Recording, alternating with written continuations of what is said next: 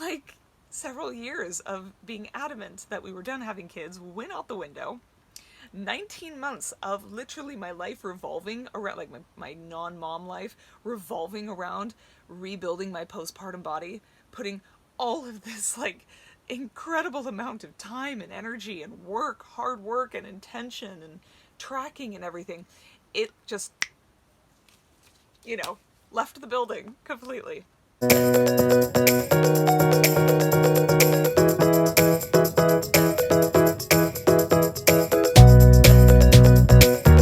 Hey everybody, so here is the video.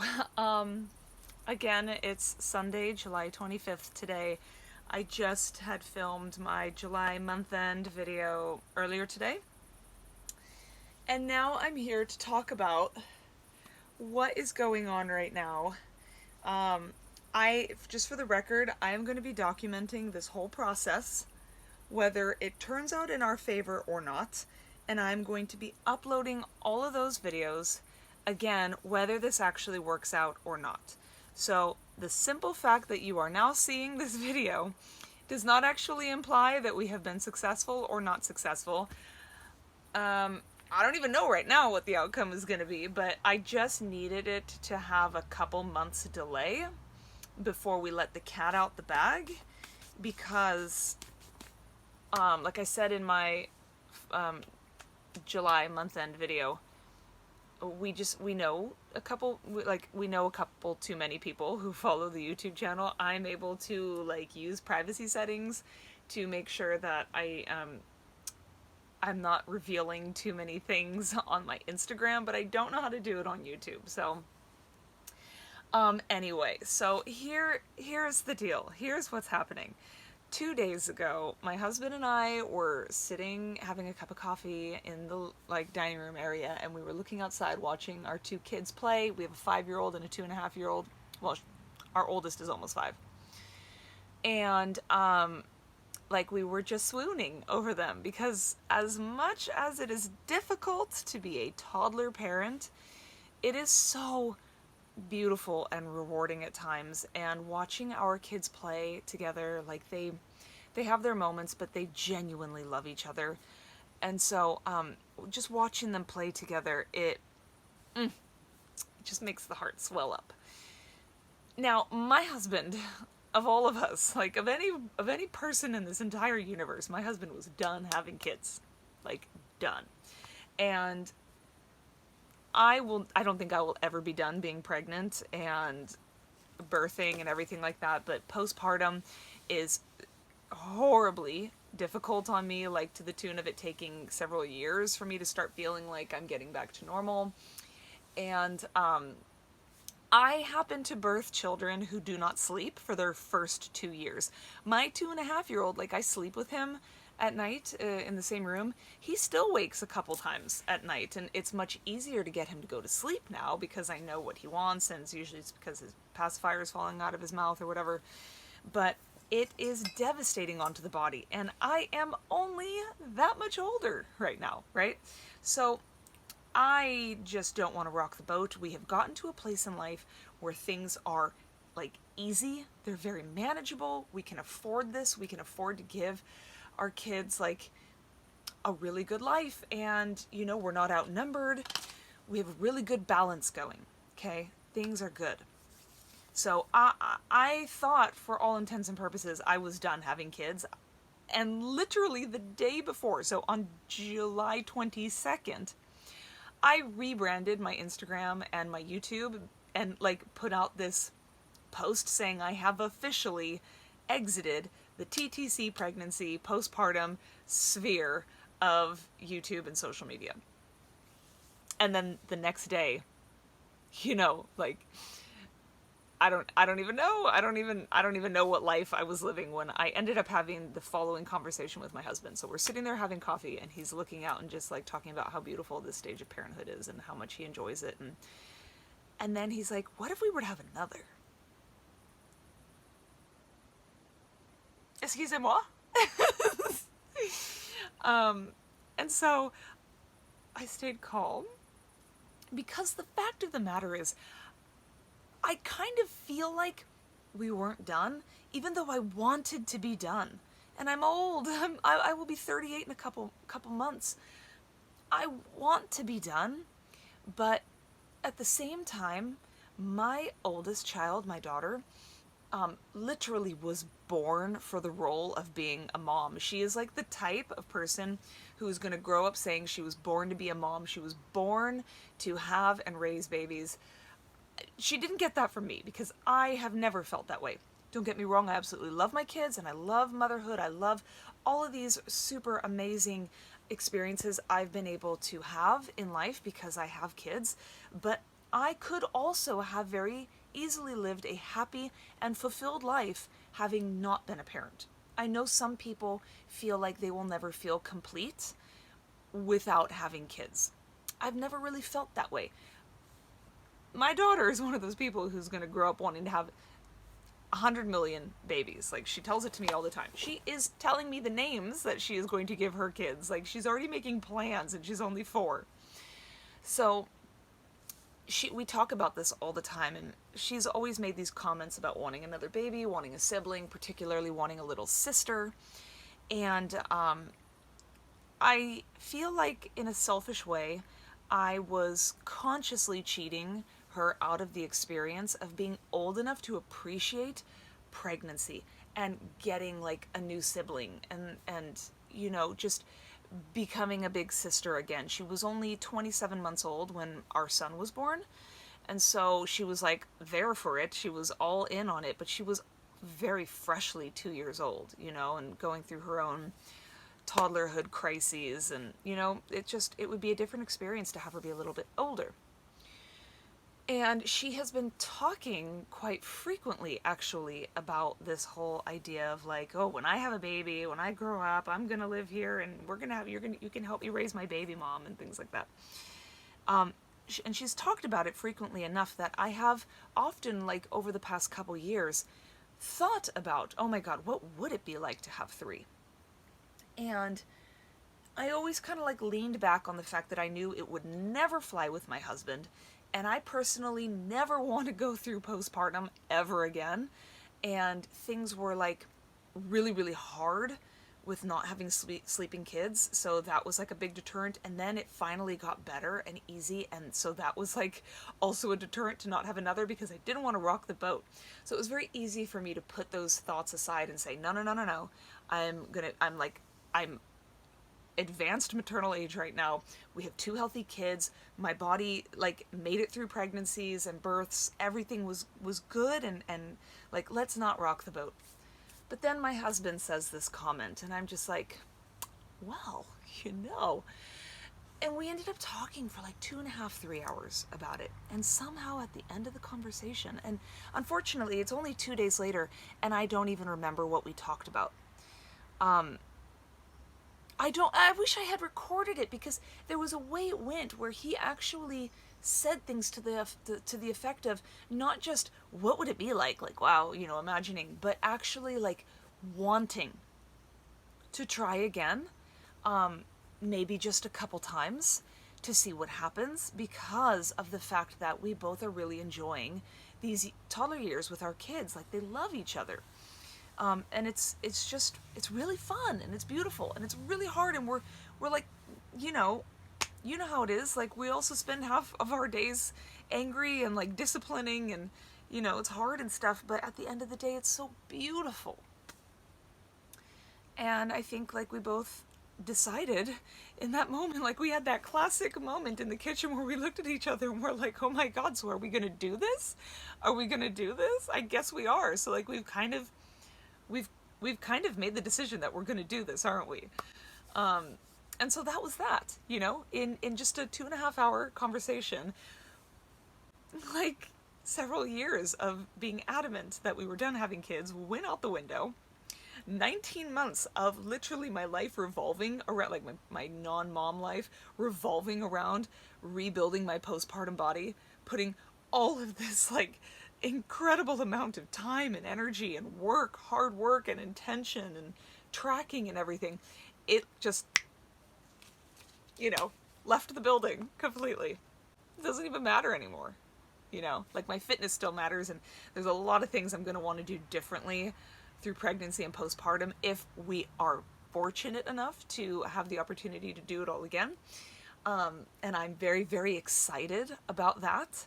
But at the same time, it's sort of like all of a sudden in a heartbeat, my priorities shifted. And now I'm just completely consumed by trying to prepare my body and consuming all of that information. Whereas just a couple days ago, it was like I was listening to all these podcasts on bulking and like how to gain muscle and this and that. And now I'm like, how do I prepare my body in 2 weeks for when I ovulate? I guess we're going to try. So our new plan is my sister's getting married around October of next year. So we are going to try for 4 months.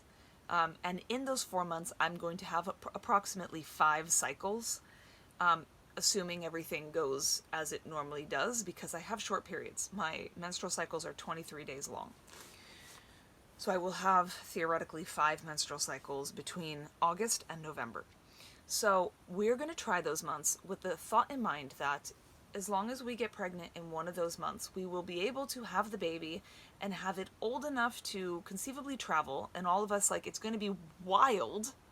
Even if, like, we succeeded on our first try, I think the baby would only be 5 months old.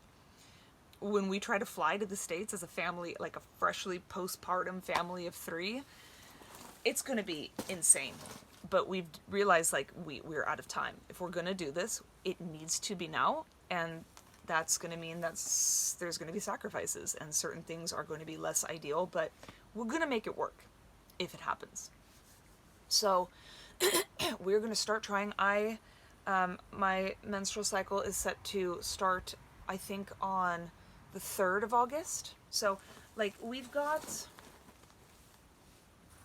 2.5 weeks, two and a half weeks before, like, my fertile window for my next cycle has started. And I have only had just this much time to try to find a way to prepare my body. So, you guys know the plan now. If we don't succeed at getting pregnant by November, by my cycle in November, we cannot try in December and January, because that would mean I would be too heavily pregnant or too freshly postpartum to travel to the States. So then our next step would be reassess after January.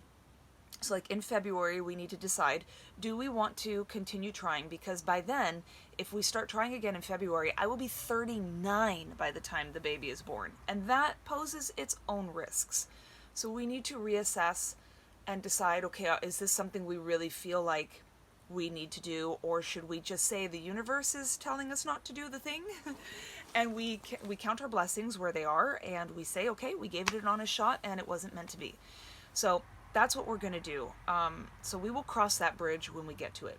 But as of right now, I just wanted to share with you guys the things that I am trying to do to prepare myself for as much optimization in trying to conceive between August and November as I possibly can. Bearing in mind, I turn 38 in October. So I am of advanced maternal age. It does not matter how healthy I am. My body is aging, and my ovaries are going to dictate, my eggs are going to dictate how this goes. Because my husband is 5 years younger than me, so I don't have any real worries about his sperm. But to that end, I have only just now started taking vitamins. I was not taking them before. I try to focus on getting a lot of fresh fruits and vegetables, healthy proteins, like diverse diet, whatever. I try to get that into my body. So I have that going for me in a sense that I've been on this fitness journey for a while. And just because of the nature of being in various stages of diet, I have focused on a lot of vegetable intake. So I feel comfortable that I have not missed out on any vitamins. I also recently got blood work, like full blood work done back in March, so like 3 or 4 months ago, and all of my blood values and everything came back as being good. Like, I'm not low on anything. But with that said, I've started taking vitamins now with the thought in mind that we might not succeed for another 3 months, because I don't know if you guys know this, but the eggs that a woman ovulates, those eggs were actually like set into motion with whatever you were eating or taking in your diet 3 months prior. So it takes like 90 days for supplements and vitamins to actually affect the eggs that you ovulate. So, but I'm just going to start now because why not, right? I do not have prenatal vitamins. I still need to buy them, but I just have a regular women's multivitamin that I'm taking. I am taking a vitamin D3 supplement just because I have it on hand, even though it's like summer and I'm getting a ton of sun. I just figured I'd take that as well. I'm taking a selenium and vitamin E combo.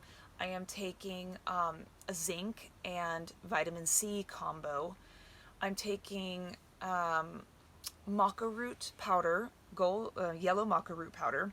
I just mix a teaspoon of that in my water every morning, and I just slosh my vitamins down with it. And I'm also taking sunflower lecithin because I have these big ass bottles from when I was exclusively pumping, and I just needed to get rid of them. So I figure, what's the harm, right? I also have ordered ubiquinol. Ubiquinol is the bioavailable form of CoQ10. When you get to be about 30, 35 years old and older, your body does not metabolize CoQ10 efficiently, and you end up like really not getting many benefits from it the older you get. So what you want to do is you want to take ubiquinol, which is the bioavailable form, so it does not require any kind of like metabolization in your body. You just get that form that you can absorb. It's very expensive, very expensive. It's, by the way, it's a antioxidant, and it's known to really do a good number on boosting egg quality. So I have ordered some of that, but again, that's going to be one of those things that will not affect any of my eggs until 3 months from now. And I have also ordered a bottle of prenatal DHA and GLA. What is GLA? Gamma linoleic acid? Don't quote me on that. It's the same thing that evening primrose oil is, and it's just one of those things. Like, I know women take evening primrose oil during TTC from like cycle day 1 of their cycle to ovulation because it helps with creating cervical, like fertile cervical mucus to help the sperm travel up. Anyway, so whatever. I've ordered those. They should be coming in a couple days, and I'm going to start with that. So that's what I'm doing in terms of vitamins and supplements. I also am making it a point to drink at least 2 to 3 liters of water every day, and to drink a smoothie fresh from our garden every day. Usually we have like beets and beet greens in it. We put a cucumber in it. We throw in a bunch of peas, banana, apple. What else do we put in there? Sometimes I'll throw in like broccoli and stuff. So I'm trying to make it a point to get like a whole liter of smoothie in my body every day, just to get a lot of that raw nutrition in. I'm going to continue eating now at maintenance calories because I've ended my diet, but focusing on just really high quality foods, clean proteins, lots of eggs, things like that. I'm continuing to work out as normal. I am going to start doing a little bit of yoga and or meditation every night. Like tonight, I'm not going to be able to do yoga, so I'm probably just going to do some meditation at night where I do some visualization work and just try to, it sounds hokey, but sometimes I think it's just to give your mind something to do, but like align your mind and your thoughts and your intentions and focus it all on this area and just, get into a nice little spiritual flow. What else am I going to do? I have not been on birth control. I don't do birth control. I do the fertility awareness method. My cycles are regular, so that makes it easy. But I generally know that I ovulate between cycle days 9 and 11-ish, like around there. I'm an early ovulator. So I just abstain from having sex around that time. Or if we do, like my husband just pulls out. But I will, I track my fertile cervical fluids. And I do have like a really decent amount. When we were trying to conceive my son, I was not producing a lot of fertile, like egg white cervical mucus is what they call it. But I do like actually produce a fair amount now. So that makes me feel hopeful. that my fertility is okay because I have not been temping, so I do not actually know if I am in fact ovulating. But things rhythmically are going well. I oftentimes will take an OPK every once in a while just to see if I'm having a peak. And I will be tracking my cycle very religiously going forward. I just started temping yesterday, so basal body temping, if you are unfamiliar with that, you just take your temperature at the same time in the morning before you get out of bed, and you chart it. I chart it on Fertility Friend, and eventually you will see a pattern of like, before you ovulate, your temperatures will be very low, and then you will have like a dip just before you ovulate, and then you'll have a spike in your temp. For the most part, your post-ovulation temperatures should be elevated and sustained as compared to your pre-ovulation temperatures, because when you ovulate, you release progesterone, and that slightly increases your body temperature. Okay, so this has become a big fertility like refresher. So I'm going to be tracking my cycles. I'm going to be focusing on my vitamins and my meditation and yoga, continuing to eat very healthy and fresh, getting good water. I need to be better about sleep. I'm suffering from insomnia and having to nap during the day, and my cycles are all off. So part of my meditation each day is to help me sleep. And yeah, like, and continuing to exercise as I normally do. Now you guys know that for the next 4 months, I'm going to be producing videos where I'm going to be doing live OPKs, live pregnancy tests, all that fun stuff. I am going to be vlogging this real time and uploading those videos onto YouTube real time, but I'm going to be marking them as private, and then I'm going to put a couple month delay in releasing them because we need some time. And it very well could be that we do not get pregnant. We're leaving it up to the stars, and we're leaving it up to fate. Anyway, this video is long enough. I'm out of here. Wish me luck, you guys. By the time you're seeing this, like, I'm going to be several months into this, so it's very exciting to think that by the time I actually release this video, I will already be in the game. Because right now, as I stand, I'm like counting the minutes and hours away to when I finally reach my next fertile window. But I gotta go, so I'll talk to y'all soon. Bye.